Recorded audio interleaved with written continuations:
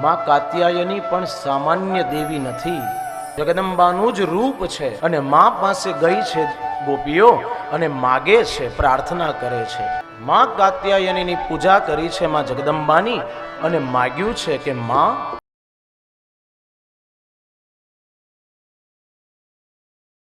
હેમંત માસની અંદર વ્રજ કુમારિકાઓએ ગોપીઓએ માં કાત્યાયનીનું વ્રત કર્યું છે.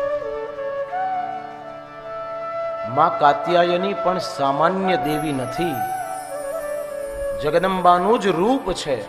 અને માં પાસે ગઈ છે ગોપીઓ અને માગે છે, પ્રાર્થના કરે છે. કાત્યાયની મહામાયે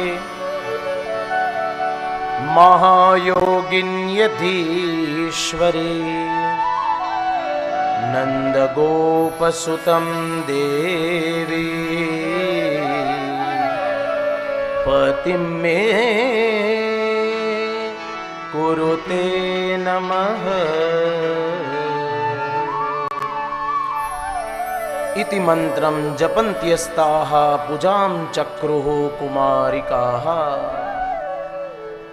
માં કાત્યાયનીની પૂજા કરી છે માં જગદંબાની અને માગ્યું છે કે માં અમારા વ્રતથી, અમારા પૂજનથી માં તમે જો પ્રસન્ન થયા હોય તો જન્મો જન્મ કૃષ્ણ જ અમારા પતિ બને, પતિ મે કુરુતે નમઃ. એવું અમે માગીએ છીએ, એવું અમને વરદાન આપો, આશીર્વાદ આપો. અને માગવું હોય તો માં પાસે મગાય.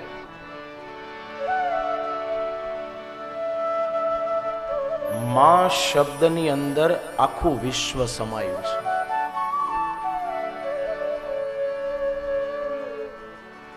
માં ઉપર તો આપણે ત્યાં કવિઓ પણ લખી લખી અને થાકી ગયા.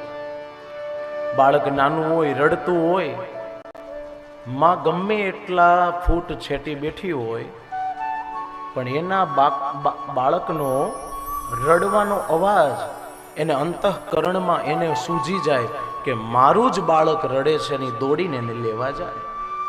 આ તત્વ કોણ છે? એની અંદરનું તત્વ કોણ છે? માં તત્વ છે. પછી તમે એને કુળની માં કહો તોય ભલે, પોતાની જનની માં કહો તોય ભલે, જગત જનની જગદંબા કહો તો પણ ભલે. સચરાચરમાં જેમ હરિ છે, હર છે, એમ જ માં તત્વ છે.